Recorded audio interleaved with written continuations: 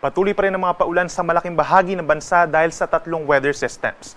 Una na po dyan ay ang amihan or northeast monsoon sa may northern and central Luzon at siyang nagdadala rin po ng bahagyang pagbaba ng temperatura doon. Meron naman tayong shear line o yung linya kung saan nagtatagpo po ang malamig na amihan at mainit na hangin galing sa silangan, nakakaapekto naman po dito sa malaking bahagi ng southern Luzon.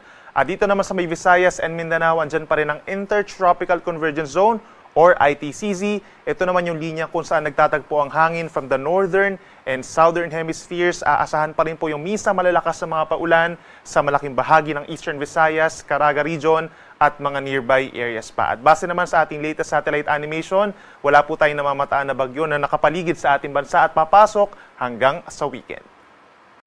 Over this weekend, possible po na may mabuong low pressure area somewhere dito sa may cloud cluster sa pagitan po ng Visayas and Mindanao. Yung assessment natin, mababa ang tsansa na ito ay magiging isang ganap na bagyo, subalit magpapaulan ito over the weekend in many areas of our country.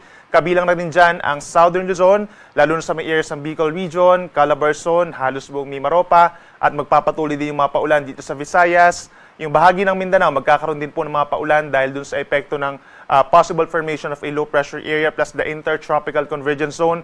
Pero ang pinakamaapektuhan po talaga itong nasa eastern side ng ating bansa. Follow us for more weather updates.